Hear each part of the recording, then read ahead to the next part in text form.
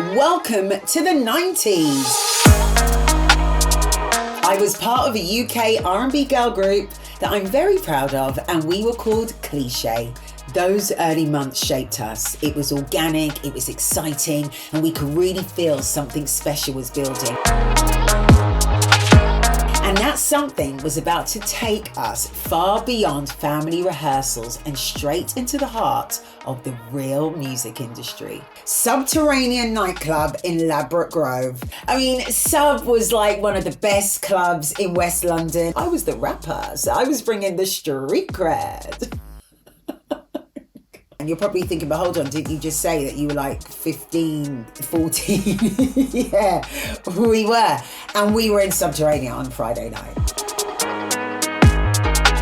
But they saw me as the rough one. I came from the streets as far as they were concerned. Listen, this was young me. I was cool back then. I was. No, I was. I'm going to own that because I was cool. I was cool. Legacy through the lens. I'm Leah Charles King, TV presenter, ex-girl band member and creator of Legacy Through the Lens. This is my little home where I'm connecting the dots of nearly 40 years in the entertainment industry and the lessons that I've learned along the way. From underage performances in nightclubs to a top 20 single, this was now the moment Cliché were thinking we were making it. Every show, every radio slot, every fan screaming our name. Cliché were on fire. But no one knew the storm that was coming next. So from about the ages of 15 to 19, when we weren't in a recording studio or just any studio making music, a rehearsal studio, rehearsing, we were on the road performing everything that we'd been doing behind the scenes, and that could sometimes mean 7 days a week. I mean, even as kids, 15 years old, on the road, performing every night, it just became part of our lives. And we were juggling that between school and college at one point, and before completely just going for it. And we sort of left our studies behind and we just went fully into Cliché. And we, Cliché, we wanted the credibility of TLC, SWV, early Destiny's Child, obviously. We wanted real vocals, real soul, and we were not chasing pop. We were like, we're not chasing pop. We are representing R&B, and we're representing UK R&B, which was no mean feat. It's so funny, the thought of performing in places that we were technically too young to enter. But we were, and we did. And I tell you what, we took it in our stride. That was the grind. You really had to prove your worth back then. We were working on that whole street cred vibe. So we had to be on the streets. We had to be in the clubs. It's now around 1995 and girl and boy bands are everywhere. You can't move for seeing a girl or boy band. And most acts though, they were manufactured pop, but our record companies, they were adamant that they wanted Cliché to be different and they wanted us to keep our street soul sound, our credibility, and the fact that we were very organic. We were cousins, and that was our USP. We were now signed to Sony and Jerv, and the original R&B club mix was produced by Carl KG Gordon, who'd already made big hits for All Saints and the Sugar Babes.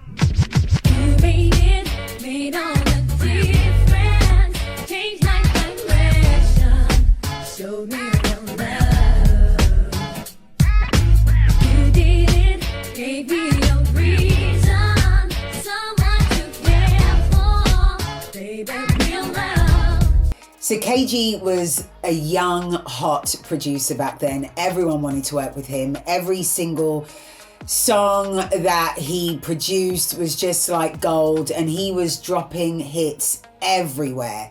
So to get him to be the producer of Cliché's debut single was very exciting. So in that original mix, KG built the song Reasons around a Blackstreet sample. And when that record dropped in the clubs, people literally lost it. They lost their shit. Do you know what the song was?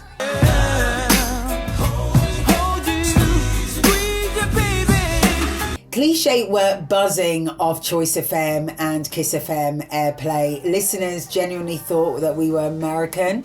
And in the 90s, in the UK, that was a massive compliment, actually, for a Black British R&B girl group, or just any R&B group. That was the flex back then. Like, it wasn't like now where we have our own UK music scene. You have got rap and grime and drill, and obviously we've got our own R&B and pop and all the rest of it. But back then, it was very separated.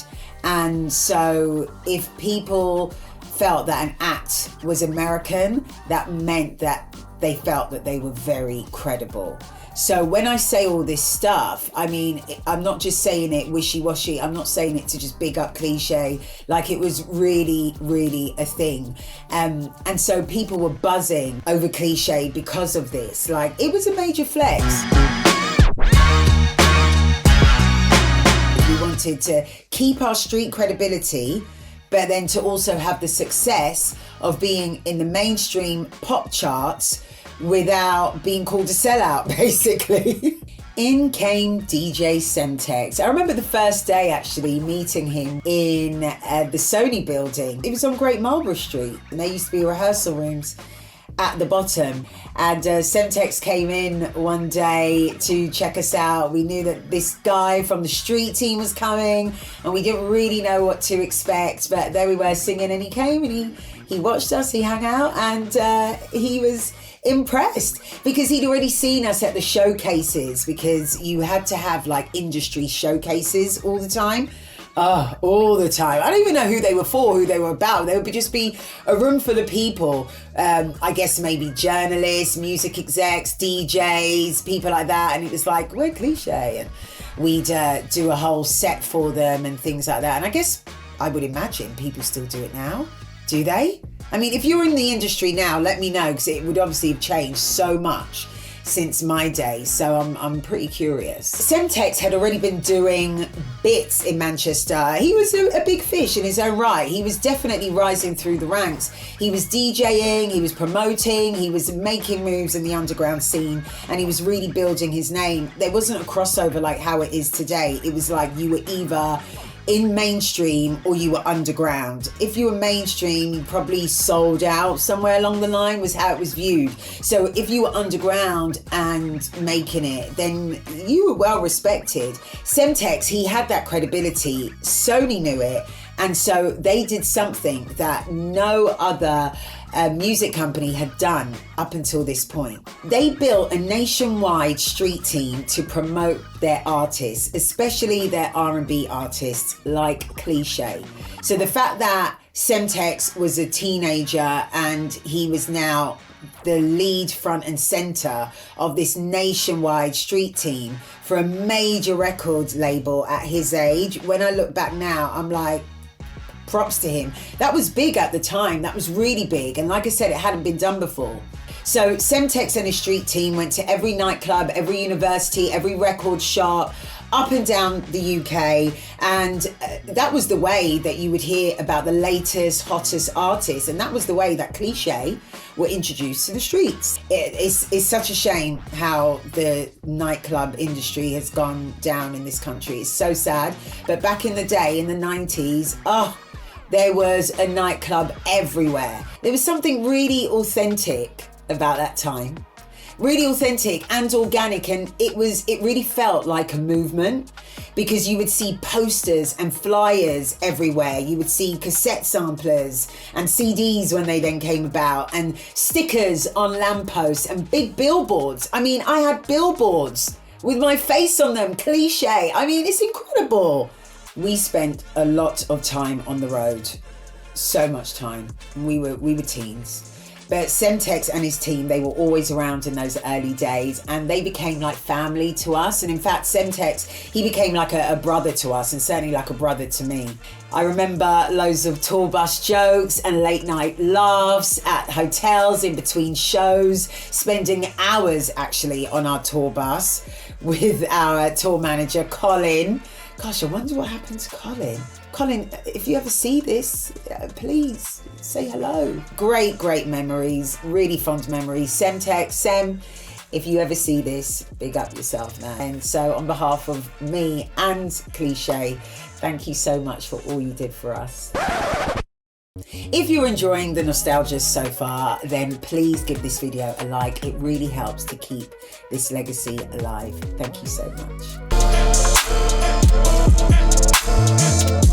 At that time, we were getting loads of UK urban radio play, which was exactly what we wanted, and there was definitely a buzz about us. We were going, hitting #1 on the urban UK charts. Put it this way, if the likes of Trevor Nelson was playing you back then, and all the guys on Choice FM and all that, then you were already making it, believe you me, because in those days the black UK R&B scene, well, just the R&B UK scene in the 90s, it felt big, but it was small. It was small because it wasn't mainstream at that time, but it made those days actually really, really unique and really special, because we were on the beginning of something, and for the people that had paved the way for us, we were now paving the way. And I mean the scene, not just Cliché, but we as the scene were paving the way for, I guess, a lot of what's taking place today.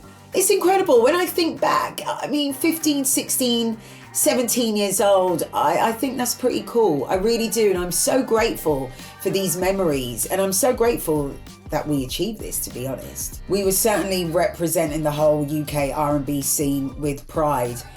And then came version 2 of the single Reasons. It was the radio edit. It was glossier and more commercial, and it was produced by Steve Jervier himself alongside his brother Paul.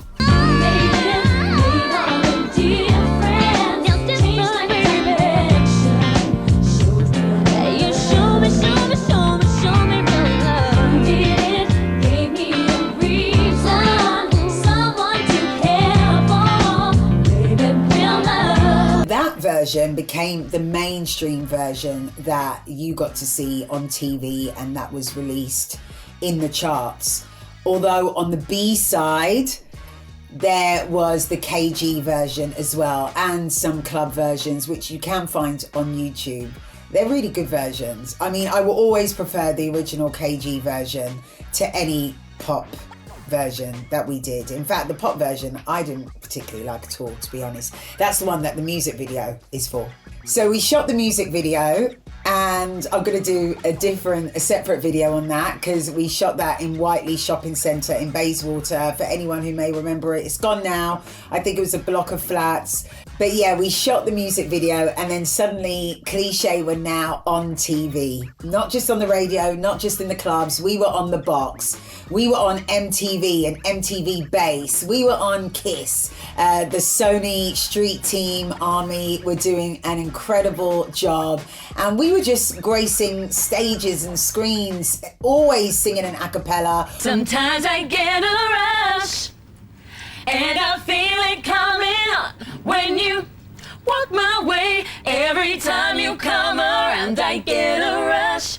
And my body gets so warm, I get a rush, and the feeling is strong. Always proving that we could sing, and we could sing live. Our harmonies, I think at that time, were second to none, really, honestly, because every time we stood up in front of a crowd, we were like, yeah, come on, we're going to prove it, singing a cappella. And that's what we did. So there you have it, 2 reasons and 1 plan.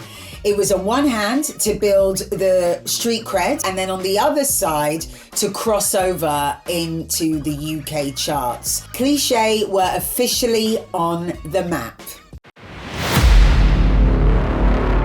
I don't recall any apology. I don't recall any kind of statement. That meant every producer, every artist, every single person within his roster, we were all affected. And they were fighting over us, and we were fighting for our freedom. We ended up in an eye-watering debt of over £100,000. She'd been threatening to leave for a while. She'd been dangling that carrot. I'm gonna leave. Well, leave then. Dreams to breaking glass ceilings on screen.